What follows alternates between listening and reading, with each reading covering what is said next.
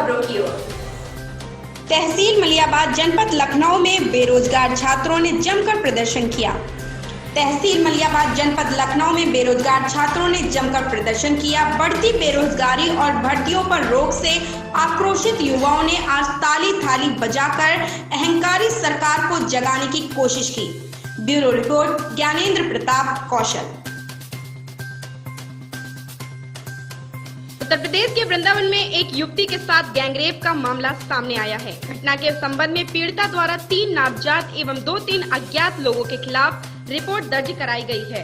Police ने 2 युवकों को हिरासत में लेकर जांच शुरू कर दी है। दिल्ली निवासी युवती द्वारा कोतवाली में दर्ज कराई गई रिपोर्ट के अनुसार शुक्रवार रात करीब 10 बजे वह हाईवे स्थित भरतपुर मोड़ पर खड़ी हुई थी। तभी कार सवार 3 युवक आए और उसे लिफ्ट देने के नाम पर उसे वृंदावन ले गए।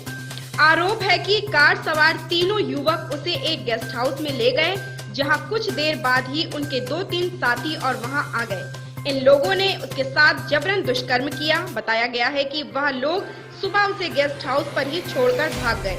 आरोपियों के जाने के बाद जब उसने शोर मचाया तो गेस्ट हाउस का स्टाफ एवं आसपास के लोग मौके पर इकट्ठा हो गए। जौनपुर वीर बहादुर सिंह पूर्वांचल विश्वविद्यालय में दाखिलों को लेकर सोशल मीडिया में चल रही अफवाहों का विवि प्रशासन ने खंडन किया है।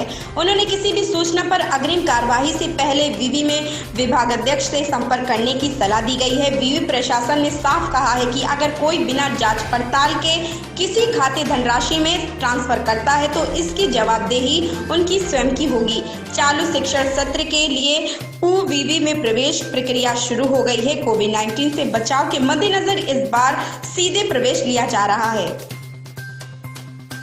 रेप मामले में जेल में बंद यूपी के पूर्व मंत्री गायत्री प्रजापति की जमानत याचिका मंजूर कर ली गई है। इलाहाबाद हाई कोर्ट की लखनऊ बेंच ने गायत्री प्रसाद प्रजापति को 2 महीने की राहत दी है। बता दें कि गायत्री प्रजापति लखनऊ जेल में बंद थे। गायत्री प्रजापति को देश छोड़कर कहीं भी बाहर जाने की अनुमति नहीं है। 5 लाख के पर्सनल बाउंड और 2 जमानतदारों की शर्त के साथ गायत्री को जमानत दी गई है। गायत्री प्रजापति अखिलेश यादव सरकार में खनन मंत्री रहे हैं। पलिया कला लखीमपुर पूर्व विधायक निर्वेंद्र कुमार मुन्ना समेत 5 लोगों पर चुनाव आयोग का डंडा चल रहा है। उन्हें आयोग ने डिबार कर दिया है। इसका मतलब ये लोग अब निर्धारित समय तक चुनाव नहीं लड़ सकेंगे। आयोग ने यह कार्रवाई 2012 में हुए चुनाव में खर्चों का ब्यौरा न देने के चलते की है। इस संबंध में कई बार नोटिस भी जारी हुआ, लेकिन संबंधितों ने उसका जवाब नहीं दिया। पूरे जिले से कुल 16 लोगों को इसी कारण से डिबार की श्रेणी में रखा गया है, जिसमें से 5 लोग पलिया विधानसभा से चुनाव लड़े थे। अब ये 2017 तक कोई चुनाव नहीं लड़ पाएंगे। उत्तराखंड में सत्तारूढ़ भारतीय जनता पार्टी के लिए स्थिति उस समय शर्मसार हो गई जब उसके एक विधायक के खिलाफ रेप के मामले में केस दर्ज कर लिया गया। हाईकोर्ट ने बीजेपी विधायक महेश नेगी के खिलाफ रेप का मुकदमा दर्ज करने का आदेश दिया था। हाईकोर्ट के आदेश पर बीजेपी विधायक महेश नेगी पर मुकदमा दर्ज किया गया। यही नहीं, बीजेपी विधायक की पत्नी को भी रेप केस में आरोपी बनाया गया। एक महिला की ओर से विधायक महेश नेगी पर पूर्व में रेप का आरोप लगाया गया था, जिसके बाद हाईकोर्ट के द्वारा मुकदमा दर्ज करने के आदेश जारी किया गया। प्रदेश के कई जिलों ने भी खरीदे ज्यादा दाम पर नैपकिन। स्वास्थ्य विभाग में सैनिटरी नैपकिन खरीदी घोटाला सामने आया है। इंदौर जिले में विभाग ने निर्धारित कीमत 27 रुपए से 4 गुना ज्यादा कीमत पर सैनिटरी नैपकिन खरीद लिए। यह खरीदी 2015-16 में की गई। जब भुगतान के लिए इसके बिल भेजे गए तो भुगतान रोक दिया गया। इस खरीदी पर ऑडिट के बाद आपत्ति ली गई, तब इस घोटाले का खुलासा हुआ।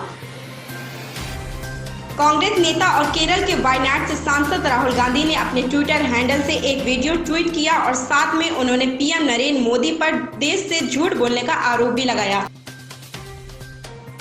संविधान के मूल ढांचे का सिद्धांत दिलाने वाले संत केशवानंद भारती का रविवार को निधन हो गया। पुलिस ने बताया कि केरल निवासी संत केशवानंद भारती का ईदानीर मठ में उम्र संबंधी बीमारियों की वजह से 69 साल की उम्र में निधन हो गया। पुलिस ने कहा कि हमें मिली सूचना के मुताबिक रविवार तड़के करीब 3:30 पर उनका निधन हुआ। गौरतलब है कि 4 दशक पहले भारती ने केरल भूमि सुधार कानून को चुनौती दी थी, जिस पर सुनवाई करते हुए सुप्रीम कोर्ट ने संविधान के मूल ढांचे का सिद्धांत दिया और यह फैसला शीर्ष अदालत की अब तक सबसे बड़ी पीठ ने दिया था, जिसमें 13 न्यायाधीश शामिल थे।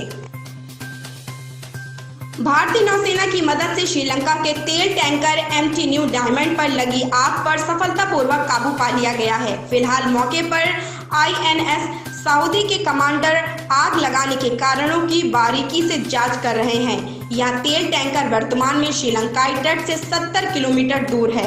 भारतीय नौसेना ने बताया कि घटना स्थल पर अब इमरजेंसी टोंगोई वेसल ओशन ब्लिस सहित अतिरिक्त चीजें मौजूद हैं, जिसकी मदद से हम इसे बाहर निकाल लेंगे। भारत और चीन के बीच पूर्वी लद्दाख में सीमा विवाद जारी है। इसी बीच भारत के रक्षा मंत्री राजनाथ सिंह के मॉस्को में अपने चीनी समकक्ष वेई फेंगे के साथ उच्च स्तरीय बैठक की गई। मई की शुरुआत में शुरू हुए गतिरोध के बाद दोनों मंत्रियों की यह पहली बैठक थी। वहीं 9 से 11 सितंबर तक विदेश मंत्री S जयशंकर मॉस्को में होंगे। माना जा रहा है कि यहां जयशंकर और उनके चीनी समकक्ष वांग यी के बीच बैठक हो सकती है। देखते रहिए उत्तर भारत तक न्यूज।